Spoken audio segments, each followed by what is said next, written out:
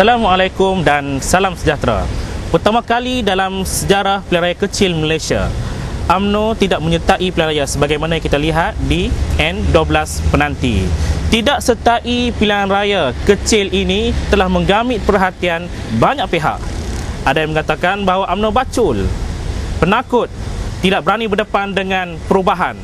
Dan yang lebih ekstrim, telah merumuskan UMNO sekarang sedang mengalami election phobia syndrome. Kubik Minda format baru yang dikenalikan oleh saya tidak mahu terlepas untuk berbincang tajuk dan fenomena yang menarik ini. Dan sejauh mana benar UMNO sekarang sedang mengalami apa yang disebut sebagai election phobia syndrome? Apa kata kita mendengar telahan analisis oleh tiga tetamu kita pada minggu ini. Fobia berdepan dengan rakyat. Dan dari mana datangnya fobia? Kerana Barisan Nasional mengaku dasar mereka telah gagal. Image dan prestasi ini tidak lagi popular di kalangan rakyat, dan ini satu pengakuan. Tapi pengakuan ini tidak boleh diperbetulkan melalui tidak bertanding. Ini satu perkara yang keputusan yang sungguh luar biasa. Sebenarnya tidak benar dalam sejarah Barisan Nasional tidak bertanding dalam pilihan raya kecil atau pilihan raya. Dengan tidak bertanding juga menunjukkan bahawa Datuk Seri Najib kurang faham tentang apa erti maknanya pilihan raya atau demokrasi.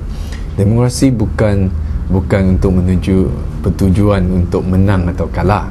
Sebenarnya demokrasi adalah satu persaingan yang sihat supaya rakyat diberi pilihan. Dengan tidak bertanding, secara tidak langsung Barisan Nasional atau UMNO khususnya mengaku bahawa mereka tidak lagi relevan sebagai satu pilihan untuk rakyat. Apa yang diberikan kepada rakyat, kepada publik ini bukan satu jawapan oleh Datuk Najib oleh keputusan mesyuarat BN, tapi dia merupakan satu alasan untuk menghalalkan tindakan dia untuk tidak menyertai pilihan raya. Dan semua alasan-alasan itu ialah alasan yang tidak boleh diterima oleh masyarakat dan rakyat. Sebab kalau alasan untuk menumpukan kepada pembangunan, bagi saya bahawa adakah selama ini waktu mereka menyertai pilihan raya ini meletakkan mereka berada dalam keadaan tidak dapat menumpukan kepada persoalan pemulihan ekonomi, pembangunan kepada kehidupan masyarakat dan rakyat dan negara kita. Ahli Parlimen Kuala Selangor Dr. Zulkifli Ahmad memberikan satu sisi pandang yang agak unik, menarik dan lebih klinikal. Apa kata kita lihat ulasan beliau? UMNO sedang dihinggapi sindrom ini, sindrom atikipovia ataupun sindrom satu gelagat, satu perilaku yang sudah tidak lagi rasional, dia kata irrational behavior, yang tidak lagi rasional, ya, yang dicirikan dengan satu ketakutan bersangatan, extreme fear. Ini yang sedang berlaku pada UMNO Barisan Nasional.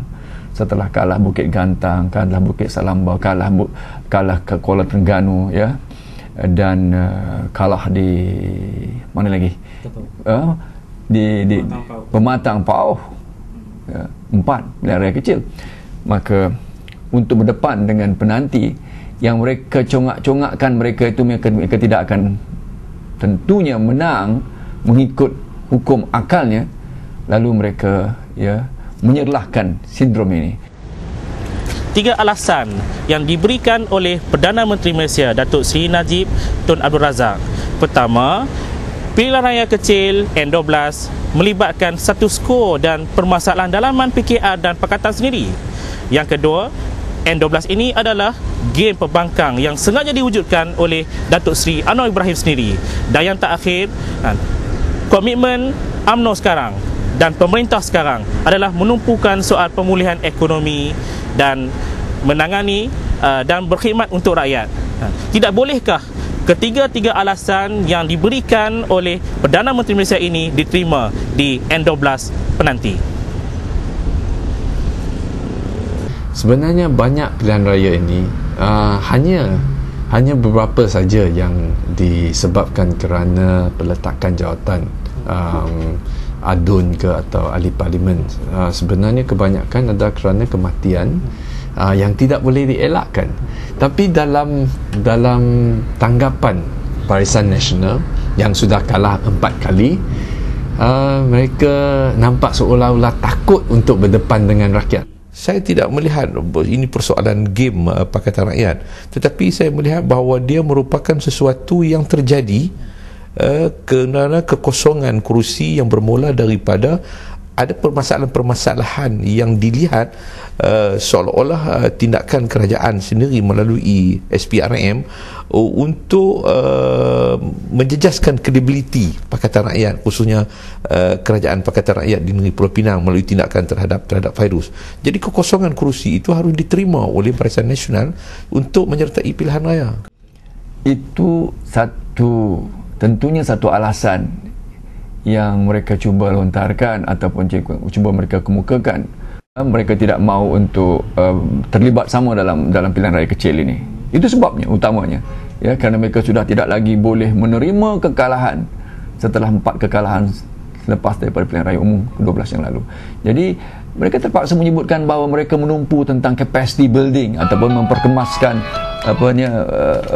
memperkemaskan ataupun meningkatkan, memperkukuhkan jentera dan parti. Itu alasan yang agak menasabah, tetapi persoalannya sebuah parti politik yang sengaja tidak mahu terlibat dalam satu pilihan raya kecil adalah satu yang paling tidak menasabah.